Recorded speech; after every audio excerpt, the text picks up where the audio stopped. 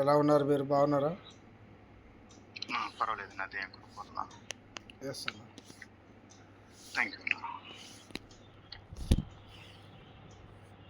మన ప్రభువును రక్షకుడైన యేసుక్రీస్తు నామములో మీ అందరికీ నా హృదయపూర్వక వందనాలు.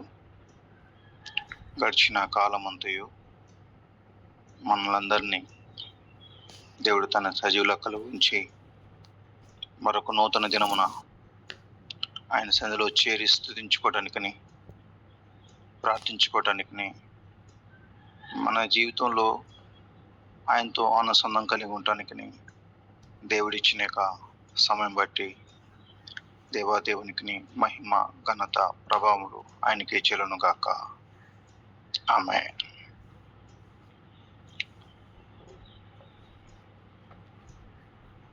మనము ప్రభు అయిన యేసుక్రీస్తుని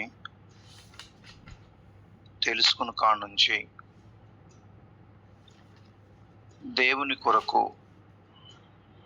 మనం ప్రభావం కలిగిన శక్తిమంతులుగా ఉండాలనేదే ఈ దినాన నా యొక్క అంశం. ప్రభావం యొక్క శక్తి.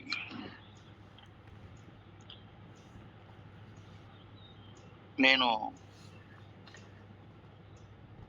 15వ సంవత్సరంలో ప్రభువైన యేసుక్రీస్తుని సొంత రక్షకుడిగా అంగీకరించాను. మా ఆత్మీయ తండ్రి గారు, దైవజనుడు బెన్ని గారు బర్మా దేశంలో ఒక బ్రాహ్మణ కుటుంబం నుండి రక్షించబడి మరి తమిళనాడు ప్రాంతంలో ఉంటూ ఆంధ్రప్రదేశ్లో గుంటూరు జిల్లాకు వచ్చి వారి యొక్క సేవా పరిచర్య విధానం బట్టి నేను ప్రభావవంతంగా కలిగిన వారిగా ఉండి మరి ఆయనను అనుసరిస్తూ ఆయనతో పాటు మరి ప్రార్థనలో పాల్గొంటూ ముందుకు సాగుతున్నప్పుడు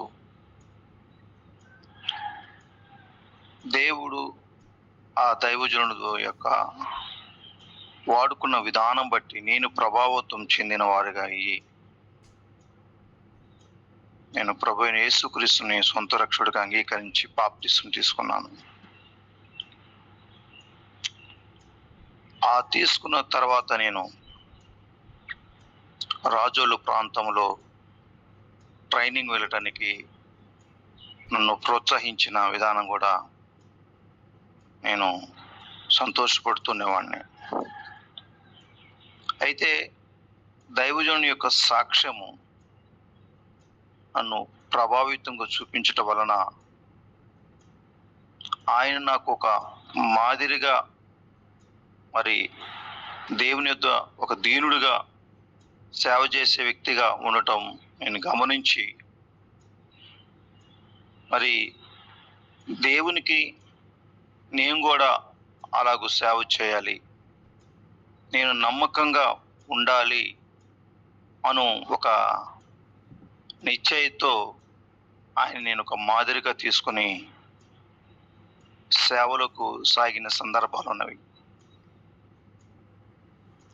ఇలాంటి ఆత్మీయ సేవకులు నాకు మరి కొంతమంది కూడా ఉన్నారు. కేపీ యోహానన్ గారని, గాడ్విన్ మధుసూదన గారని, కృపాకరావు గారు రీసెంట్గా ఆయన చనిపోయారండి, ఆయన బాపట్ల. మరి ఆచార్య ఆర్ఆర్కి మూర్తి గారి యొక్క వారి సేవను చూసి నేను కూడా అలాగూ సేవలకు సాగిపోవాలని ఇష్టపడుతున్న సందర్భాలని వాక్యములో నేను సరిదిద్దుకుంటూ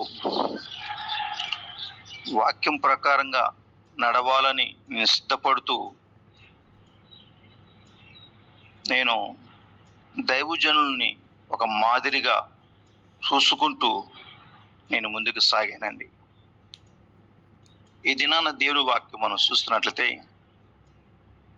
2 తిమోతి రాసిన పత్రిక 3వ అధ్యాయము 10వ వచనం కాడ నుంచి 11వ వచనం మనం చూస్తే అక్కడ కొన్ని మాటలు మనం చూస్తూ ఉంటాం. అయితే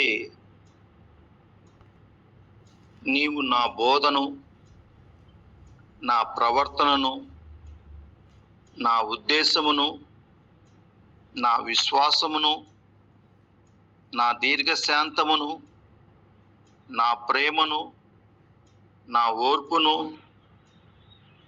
అంత్యొకయకు, ఇకోనియ, లోస్త్ర అను పట్టణములలో నాకు కలిగినట్టి హింసలను, ఉపద్రవములను తెలుసుకుని వాడవైనాయన నన్ను వెంబడించితివి. అట్టి హింసలను సహించితివి గాని వాటన్నిటిలో నుండి ప్రభు నన్ను తప్పించెను. ఇక్కడ తిమోతితో పౌలు గారు ఒక మాదిరి చూపిస్తున్నట్టుగా మనం చూస్తున్నాం. పౌలు గారు తిమోతికి ఒక మాదిరిగా ఉన్నట్టుగా చూస్తున్నాం. ఓర్చుకునే విషయంలోని, ప్రేమ చూపించే విషయంలోను, విశ్వాసములోను, బోధల్లోను మరి పౌలు గారు తిమోతికి ఒక మాదిరిగా ఉంటూ అనేక విషయాలు తెలియజేసుకుంటూ వచ్చాడు. కనుక మన జీవిత విధానం కూడా ఒక మాదిరిగా ఉంటూ క్రీస్తును వెంబడిస్తున్నాం కాబట్టి పౌలు అన్నట్టు నేను క్రీస్తును వెంబడించుచున్నాను, మీరు కూడా నన్ను వెంబడించండి అని చెప్పిన సందర్భాలు మనం గమనిస్తూ ఉంటాం. కనుక పౌలు యొక్క సేవ విషయంలో చాలా కఠినముగా ఉన్నవి, చాలా బాధ కలిగించిన సందర్భాలు, లేక సేవ విడిచిపెట్టి పారిపోయే సందర్భాలు కూడా మనం చూస్తూ ఉంటాం. అయితే పౌలు గారు వాటన్నిటినీ క్రీస్తును బట్టి జయించుకుంటూ మరి తను అందరికీ మాదిరిగా ఉంటూ మరి వెళ్ళినట్టుగా మనం చూస్తూ ఉంటాం. 1 కొరింథీయులకు రాసిన పత్రిక 11వ వచనం మనం చూస్తున్నాం. 1 కొరింథీయులకు రాసిన పత్రిక 11వ వచనం చూస్తున్నాం. నేను క్రీస్తు పోలి నడుచుకొనుచున్న ప్రకారము మీరును నన్ను పోలి నడుచుకొనుడి. నేను క్రీస్తు పోలి నడుచుకొనుచున్న ప్రకారము మీరును నన్ను పోలి నడుచుకొనుడి అనే వాక్యాన్ని మనం గమనించినట్లయితే క్రీస్తును మరి ఆయనలో ఉన్నంత వరకు ఆ ప్రభావంతో మరి ముందుకు సాగుతూ అనేకుల్ని ప్రభావితులుగా చేస్తూ నేను క్రీస్తును వెంబడించాను, మీరు నన్ను పోలి నడుచుకొనుడి అనే మాటను చెప్పగల ధైర్యము, ఈ మాట ఎటువంటి విషయంలో సిగ్గుపడకుండా ధైర్యంగా చెప్పిన సందర్భాలని ఇక్కడ మనం గమనిస్తూ ఉంటున్నాం. ప్రభావము అంటే ఒక విషయం గమనించే ఒక వ్యక్తి యొక్క సంఘటన బట్టి మరో వ్యక్తి యొక్క పరిస్థితులు కలిగే మార్పే ప్రభావం, దాని యొక్క ఫలితం. ఒక వ్యక్తి సంఘటన బట్టి వాటి చర్య వలన లేక మరొక వ్యక్తి పరిస్థితుల్లో కలిగే మార్పు దాని యొక్క ఫలితము అని చూస్తే ఆ ప్రభావమే మనం చూస్తూ ఉంటాం. అంటే మంచి స్నేహితుల ప్రభావము, మంచి అలవాట్లు ఏర్పడతాయి. చెడు స్నేహితుల ప్రభావము, చెడు ప్రవర్తన రావచ్చు. వర్షం ప్రభావం వలన పంటలు బాగా పండుతాయి. కనుక పౌలు గారు నేను క్రీస్తును పోలి నడుచుకొనుచున్న ప్రకారము మీరు నన్ను పోలి నడుచుకొనుడని ఇక్కడ మనకి ఒక ఆదర్శంగా మనకు చూపిస్తున్నాడు.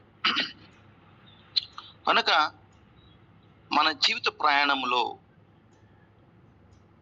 మరి మాదిరికరంగా కలిగిన వారిగా ఉంటూ మరి సేవకుల్ని కూడా మనము అనుసరిస్తూ మనము ఈ జీవిత ప్రయాణములో ముందుకు సాగాలని ప్రభుపేట మనం చేస్తున్నాను. మంచి మాదిరికరమైన జీవితం ఒకసారి ఈ యొక్క నడిపింపు, ఈ ప్రభావం ఒకసారి నీరసించే విధంగా కూడా కనబడుతూ ఉంటుంది. అయితే మనం పడిపోయిన సందర్భాలు కూడా కనబడుతూ ఉంటాయి. భక్తులు నడిచిన ప్రభావం భక్తి సింగ్ గారి మరి చాలా మంది భక్తుల యొక్క ప్రభావం మనల్ని మరలా ప్రోత్సహించే విధంగా ఉంటాయని మనం గమనించాలి. అపోస్తలుడైన పౌలు తిమోతికి మంచి మాదిరి. యేసుక్రీస్తు వారు శిష్యులకు మంచి మాదిరిగా ఉన్నట్లుగా మనం గమనించగలం. మత్తయి సువార్త 11:29 చూస్తున్నాం. నేను సాత్వికుడను, దీని మనసు గలవాడును కనుక మీ మీద నా కాడి ఎత్తుకొని నా ఎద్దు నేర్చుకుని అప్పుడు మీ ప్రాణమునకు విశ్రాంతి దొరుకును. కనుక మనము నమ్మకంగా, విధేయతగా, ప్రేమగా మనం ఆయన సన్నిధిలో ఉంటే ఆయన కాడి మృదువుగా, తేలిగ్గా ఉంటుందని మనం గమనించాలి. క్రీస్తుతో కలిసిన కాడి మోయటం అంటే పరిపూర్ణమైన మరి దయను, కృపను, ప్రేమను మనం కలిగిన వారిగా ఉంటున్నామని మనం గమనించాలి.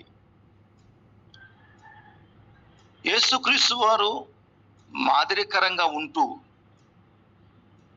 ఆయన అనేకుల్ని శిష్యులుగా చేశాడు. అంతేకాకుండా ఆ శిష్యులు మాదిరికరంగా ఉంటూ అనేకుల్ని మరి శిష్యులుగా తయారు చేసిన విధానం కూడా మనం చూస్తూ ఉంటాం. కనుక ఈ దినాన ఒక భవనాలు కట్టే వ్యక్తులు కానీ, ఇంజనీర్లు కానీ మరి గుండుతో చేయబడిన ఒక దారపుతో చూస్తూ ఆ భవనాలు చక్కగా నిలబడి ఉన్నావా లేక వంకర టింకరగా ఉన్నదని ఆ సీసపు గుండు గీత అనే విధానం కూడా చెప్పుకోవచ్చు.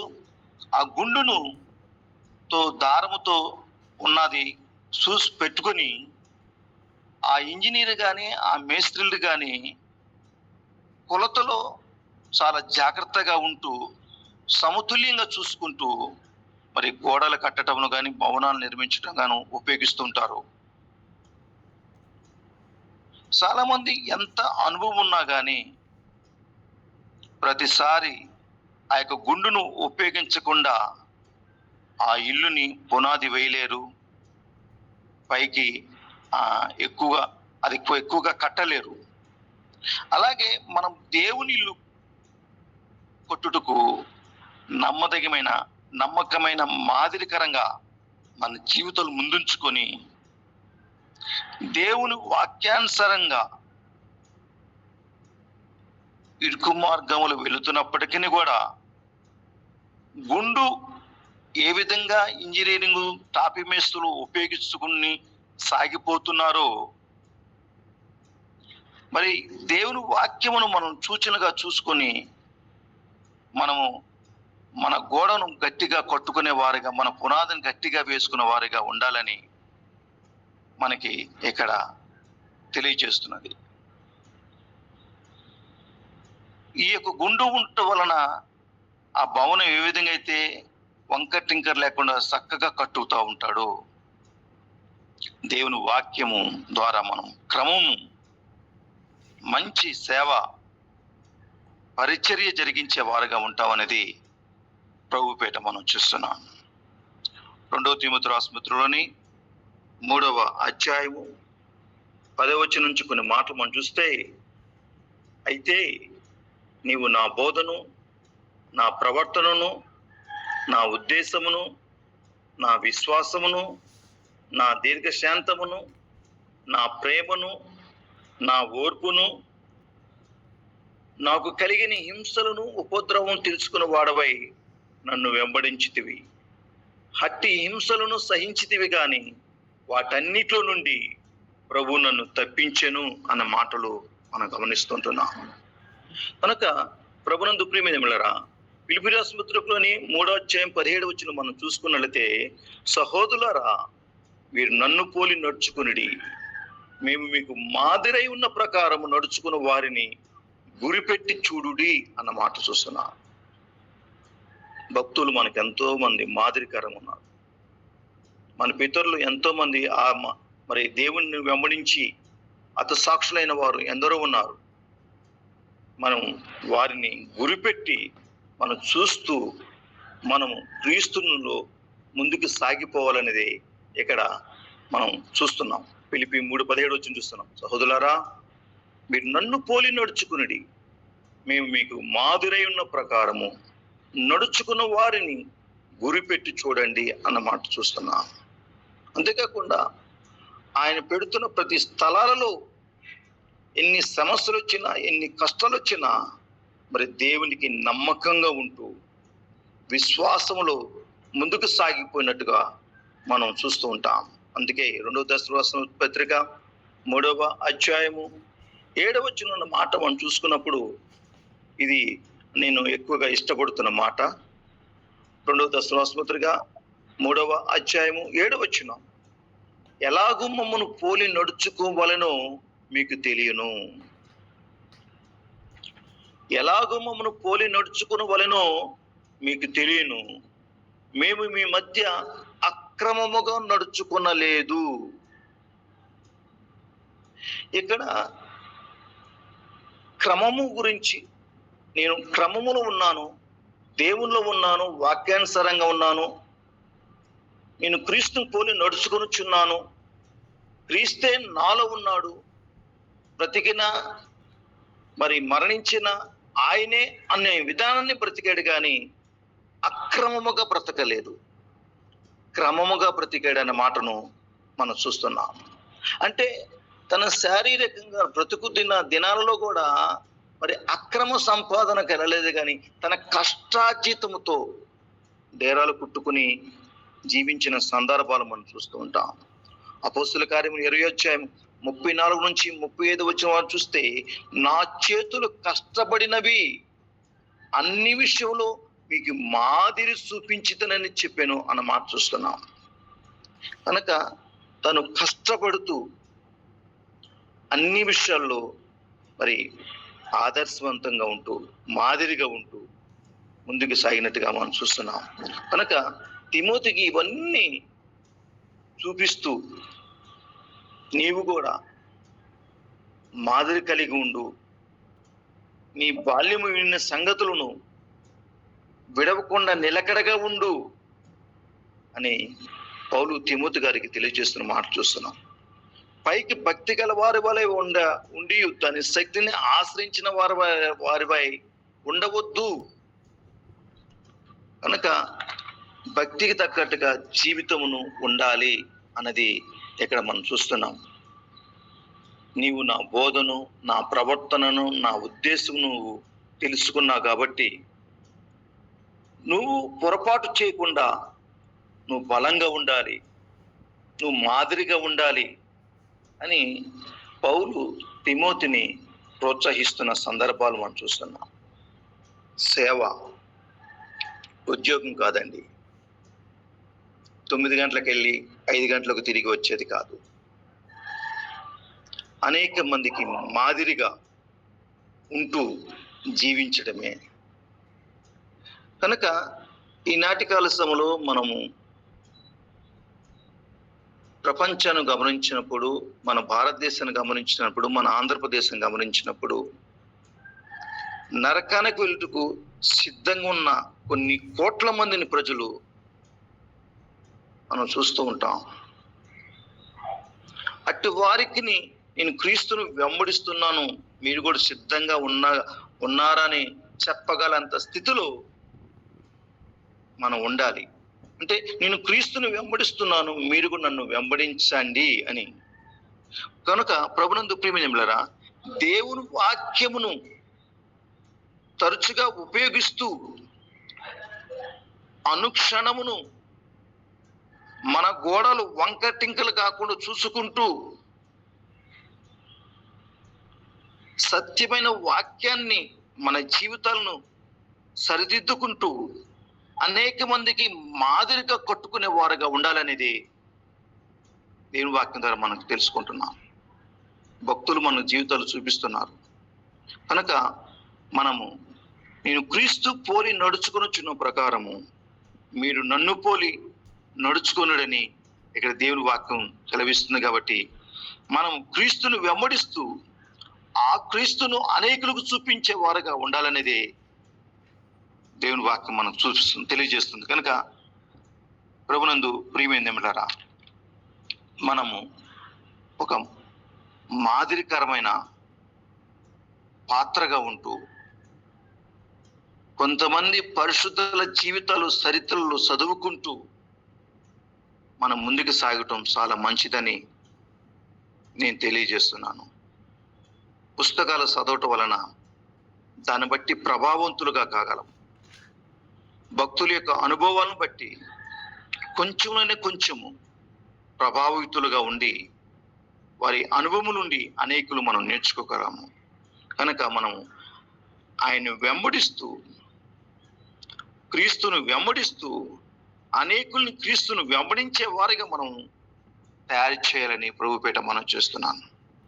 1 పేతురు రాసిన పత్రిక 5:3 మనం చూస్తున్నాం. 1 పేతురు రాసిన పత్రిక 5:3 చూస్తున్నాం. మీకు అప్పగింపబడిన వారిపైన ప్రభులైన ఉన్నట్లుగా మందకు మాదిరిగా ఉండుడి అని మనం చూస్తున్నాం.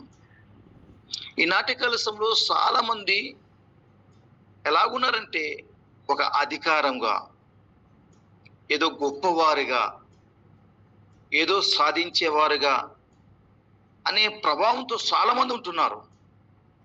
కానీ దేవుని వాక్యము మనకు అలా చెప్పట్లేదు. అలా ఉండవద్దని అలా ఉండకూడదని చెప్తుంది. మనం ఎలాగుండాలి అంటే మాదిరిగా ఉండాలి, విశ్వాసులకు మాదిరిగా ఉండాలి. మత్తయి సువార్త 20:25-28 మనం చూస్తే చాలా మంది గొప్పవారని చెప్పుకుంటున్నారు, అధికారం చేయాలనుకుంటున్నారు. కానీ మీరు గొప్పవారే ఉండాలనుకోకూడదు, ఉండటం కాదు, కానీ మీరు పరిచారకులై ఉండాలి అన్న మాట కూడా మనం చూస్తున్నాం. ఎవరైతే గొప్పవారు ఉండగోరుచున్నారో వారు పరిచారకుడికి స్వభావం కలిగి ఉండాలని వాక్యం తెలియజేస్తుంది. కనుక ప్రభునందు ప్రియమైనవారా, మనము క్రీస్తును పోలి నడుచుకున్నట్టు ప్రకారము మనల్ని బట్టి అనేకులు నడుచుకోవాలి అనేది మనం మాదిరిగా మనం బ్రతికున్నంత కాలము ఉండాలని ప్రభుపేట మనం చేస్తున్నాము. అందుకే 1 తిమోతి రాసిన పత్రిక 4:12 చూస్తున్నాం. విశ్వాసులకు మాదిరిగా ఉండాలి, విశ్వాసులకు మాదిరిగా ఉండాలి. తీతు 2:7 చూస్తున్నాము. అన్నిటి యందు నిన్ను నీవే సత్కార్య విషయంలో మాదిరిగా కనపరుచుకొనుము. మంచి పనులు, వాక్యానుసరమైన జీవితం మనము మాదిరిగా కనపరుచుకునే వారుగా ఉండాలి. యేసు ప్రభు శిష్యులకు మాదిరిగా ఉన్నారు. మనము కూడా అనేకులకి మాదిరిగా ఉంటూ అనేకులు నడిపించే వారుగా ఉండాలి. ఈనాటి కాలంలో చాలా మంది గొప్ప జనముతో మాయలు చేస్తూ అనేక విధాలుగా కలిగి ఉంటున్నారు. అట్టి వారిని బట్టి మనము తెలియకుండానే వారి మాయలో పడిపోయిన సందర్భాలు కనబడుతూ ఉంటాయి.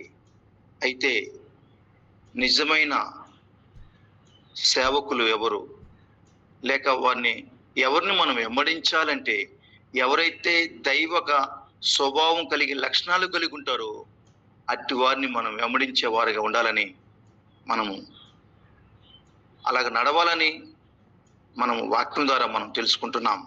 కనుక నన్ను వెంబడించు అని పౌలైతే ఏ విధంగా చెప్పాడో మనం కూడా చెప్పేవారుగా ఉండాలి. కానీ మరి మసిపూసిన మాడికాయలాగా, ఇక పైకి భక్తిగా ఉంటూ దాని శక్తిని ఆశ్రయించలేని స్థితిలో ఉండి నన్ను వెంబడించు అనే వారుగా ఉంటాం కానీ హృదయంలో మన మనస్సాక్షితో ఎన్నో సందర్భాల్లో హెచ్చరిక పడుతునే వారుగా ఉంటున్నాం.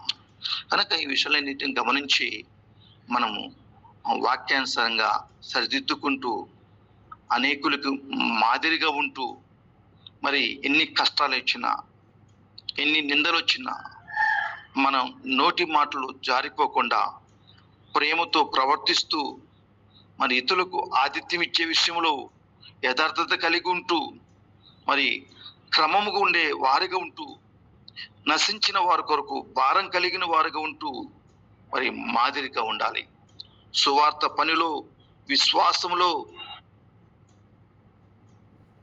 మనము ఇతరులకు మాదిరిగా ఉండాలని మరి దేవుని వాక్యం ద్వారా మనం కొన్ని తెలుసుకున్నాం. కనుక ఇవన్నీ మనం చేస్తున్న కార్యం ఏంటంటే ఆయన రాజ్యమును బలపరచడానికి, ఆయన రాజ్యమును విస్తృపచేయడానికి చేసే పనులు.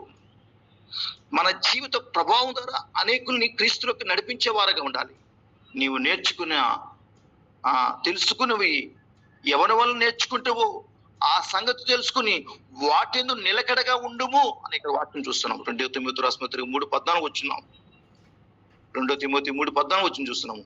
నీవు నేర్చుకుని రూఢి అయినది తెలుసుకున్నవి ఎవని వల్ల నేర్చుకుంటేవో ఆ సంగతి తెలుసుకుని వాటిని నిలకడగా ఉండము. కనుక తిమోతి చిన్నప్పటి నుంచి తన అమ్మ ద్వారా తన యొక్క తల్లి ద్వారా విశ్వాసం ఎదిగారు. ఆ విశ్వాసం అలాగే కొనసాగిస్తూ నమ్మకముగా ఉండమని ఇక్కడ చూస్తున్నాం. వారి తల్లిదండ్రులు కూడా లేఖనాలు గుర్తిస్తూ వారి కుమారుణ్ణి మరి మంచిగా అభ్యసింపచేసిన విధానాలు కూడా మనం చూస్తున్నాం. కనుక ప్రభునందు ప్రియమైనరా, మరి మనము రేపు 5 గంటలకి చనిపోతున్నాము అని అనుకున్నప్పుడు మిగిలిన వారికి మనం ఏం చెప్పగలము?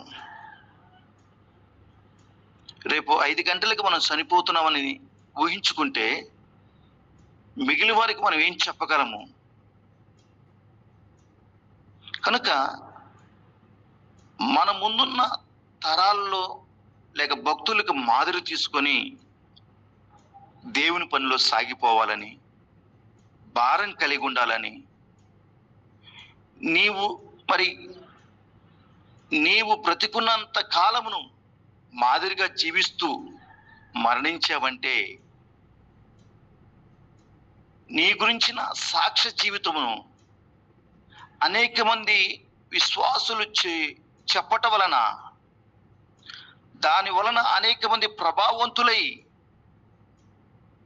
అనేక వందల మందిని దేవుని రాజ్యానికి కట్టబడే వ్యక్తులుగా ఉండగలము. అంటే దీనికి అర్థం ఏంటంటే మనం జ్ఞాపకం చేసుకోవాలి, మనం బ్రతికున్నంత కాలము దేవునికి మాదిరిగా ఉండి మరణించినా కానీ మన జీవిత సాక్ష్యం ఎప్పుడు అనేకులను ప్రభావితులుగా చేస్తుంది.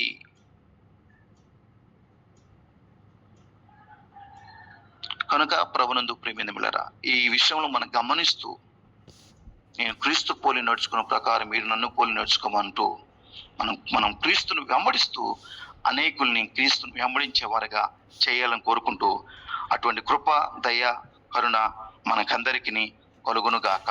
ఆమేన్. థ్యాంక్ యూ అన్న. Praise the lord brother. నిజంగా చక్కటి వాక్